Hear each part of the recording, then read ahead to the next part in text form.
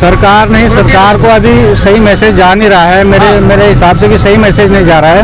अगर मैसेज जाएगा तो शायद वो कैसे नहीं जा रहा है सर? पार्लियामेंट से नहीं, आ रहे हैं उसमें प्रदर्शन में मैसेज का मतलब है कि सरकार अभी उनको जा रहा है 1 मिनट का। सरकार उसको इग्नोर कर रही है कि ये छिटपुट लोग हैं। इनको ये पता नहीं है कि कम से कम 75 लाख के करीब है। इनटू आप मल्टीप्लाई कर लो, कम से कम 21-22 करोड़ लोग होते हैं। वो सत्ता पलटने में बिल्कुल देर नहीं करेंगे अगर हमारा काम नहीं हुआ तो, क्योंकि ये बहुत छोटी मांग है। हमारा कम से कम जो हमारा इंटरेस्ट बनता है वो 25-30 हज़ार रुपए के आसपास बनता है। मतलब जो हमने करोड़ों में आपकी संख्या, अगर मोदी सरकार को वोट का डर होता तो बात नहीं मानती क्या? सर हो सकता है देर आए दुरुस्त आए, हो सकता है अभी वो बिजी हों या इस काम में ना हाथ डाल रहे हों। उनको देर आए, मतलब उनको ये काम तो करना ही पड़ेगा, नहीं तो वो सत्ता से भी वंचित रह सकते हैं। हमारा राउत साहब हैं जो हमारे कमांडर हैं, मैं उनसे आह्वान करूंगा कि ये बहुत जल्दी इसका इस तरह से मार्गदर्शन करें कि जो वो हिल जाए, मतलब सरकार उसको मानने के लिए बाध्य हो जाए। वो अभी मैं तो ये चाहता हूँ। मैंने पहले हेमा मालिनी और अशोक रावत जी की मुलाकात भी, क्या कुछ अपडेट आया है, कुछ बता सकते हैं? अपडेट तो यही है कि वो तो आश्वासन देते हैं कि मैं तो इसको पहुंचा दूंगी, मैं वहाँ पे बात करूंगी, मैं ये करूंगी, मैं मतलब वो वहाँ पे नेगेटिव नहीं बोल सकते। वो ये बोलते हैं कि हम ये कर रहे हैं, धर्मेंद्र प्रधान जी कर रहे हैं, और वो ये जो उससे रिलेटेड लोग हैं वो कर रहे हैं, लेकिन ये समिति गठित कर रहे हैं, ये वो गठित कर रहे हैं। समिति से क्या होता है पिछले 8-10 सालों से आश्वासन ही मिल रहा है। बिल्कुल आश्वासन मिल रहा है, बिल्कुल। हम तो उसी के हिसाब से चल रहे हैं। हम कोई तोड़ फोड़, ये कोई अराजकता नहीं फैला रहे हैं, हम बिल्कुल शांत स्वभाव से कर रहे हैं। पर इन लोगों को अगर ज़्यादा छेड़ा गया, ज़्यादा इग्नोर किया गया, तो यही फिर क्रांति भी ला सकते हैं। चुनाव पे असर दिख जाएगा क्या? बिल्कुल दिखेगा, 100% दिखेगा।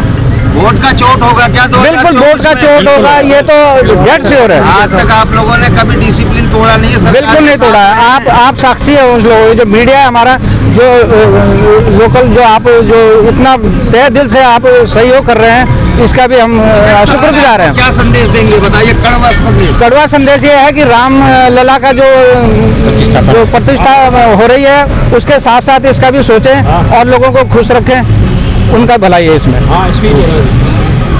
Thank you. जी सर बोलिए।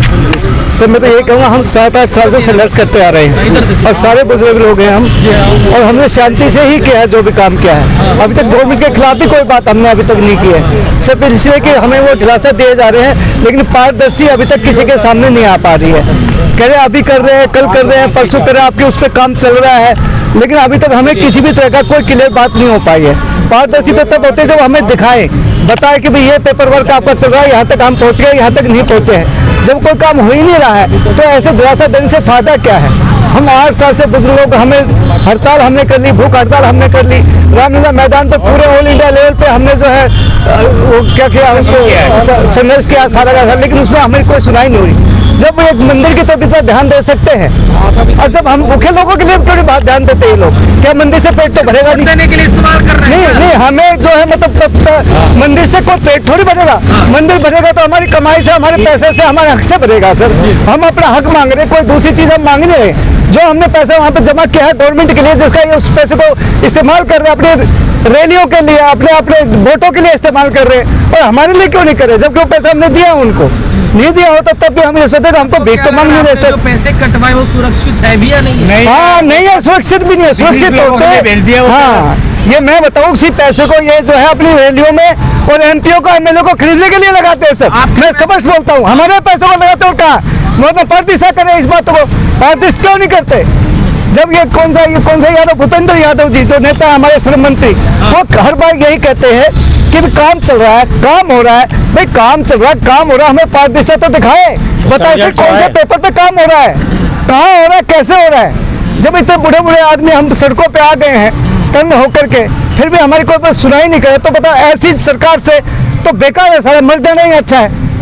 सब भ्रष्ट सरकार कहूँगा मैं तो इस चीज को, क्योंकि ये आम जनता के लिए सरकार नहीं है, हम बूढ़े लोगों के लिए सरकार है ही नहीं है।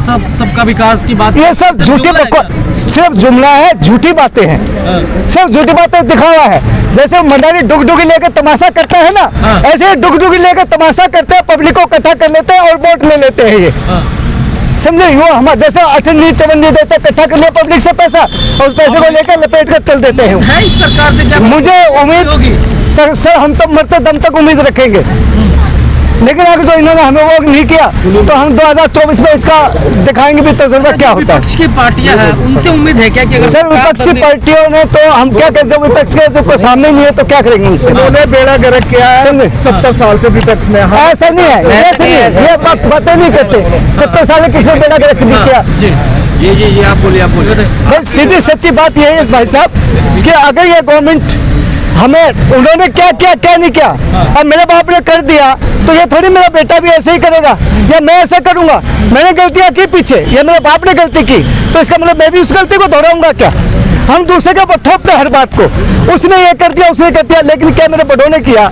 मेरे बड़े पता नहीं किस स्थिति में उन्होंने ये फैसले लिए होंगे केस लेने, लेकिन अब मेरी बारी आई ना उसमें उस स्थिति को बदलने की। एक सवाल है जी, जहां से बिलोंग करते हैं वहां के जो आपके सांसद है या विधायक है, इस मुद्दे पे कभी बात हुई है? सर हम इस मुद्दे पे गए हैं, वो कहते हैं मोदी है तो मुमकिन है, मोदी नहीं तो मुमकिन नहीं है। उसके बगैर पत्ता ही नहीं हिल सकता, जैसे राम जी के बगैर पत्ता नहीं हिल सकता सर, ऐसे ही मोदी के बगैर पत्ता नहीं हिल सकता। मोदी तो वोट मांगने नहीं आते ना। अरे साहब क्या दीजिएगा? हम बोलते हैं लेकिन वो कहते हैं हम तो कहते हैं लेकिन हमारी सुनता नहीं है मोदी। तो बोले नहीं कि फिर हमारी वोट आपको सुनता क्यों नहीं, देंगे? बोला हमारी मजबूरी है, कह हम तो खिलाफ बोल भी नहीं सकते उसके। यहाँ तक बातें हुई हैं, वरना क्या ऐसी बात जब हमने जड़ में ही पानी डाल दिया, जब मोदी से 2 बार मुलाकात हो चुकी है हमारी बिना मानने के थ्रू, अगर बात ही नहीं सुनेंगे वो, हाँ। तो आप वोट किस आधार पे तो दीजिएगा? अब आगे इनको दिखाएंगे अभी हम तमाशा। अगर हमारे में एकता रही तो हम इनको तमाशा दिखाएंगे।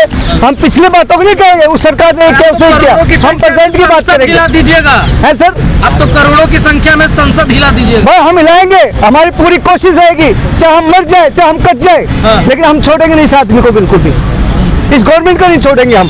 सब चुनाव से पहले सब दुगदुगी बजाता है, दुगदुगी। चुनाव राम से पेट भरने वाला नहीं है, मंदिर से पेट भरने वाला नहीं है सर हमारा। ये आपकी मांग अगर पूरी हो जाती तो मोदी जी के साथ तो रहोगे? मोदी के साथ तो नहीं रहेंगे हम। देखिए, ऐसा है कि 8 साल तक हमें तड़पाया उसने। अच्छा, वो अपने सुनो, वो अपनी जेब से थोड़ी पैसा दे रहा, हमारा हक दे रहा, हमारे पैसा दे रहा वो। ये भी कोई एहसान नहीं करेगा दे करके हमारे ऊपर, ये हमारे ऊपर एहसान नहीं करेगा क्योंकि पैसा हमारा है।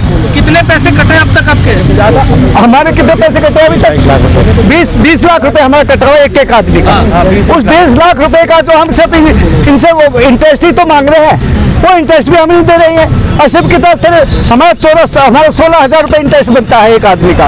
उस 16,000 में से हम इससे आधा मांग रहे हैं, 7,500 प्लस टीए और जो हमारा जो मेडिकल फैसिलिटी हम मांग रहे हैं कोई ज्यादा कुछ नहीं मांग रहे सर। हम इस चीज को भी नहीं देखा खुश है, ये अपना पैसे ही मांग रहे। अपना पैसा में को भीख मांगे, हमारे ऊपर ऐसा नहीं करेंगे अगर देंगे भी तो। ये हम अपनी चीज मांग रहे हैं, अपना हक मांग रहे हैं हम।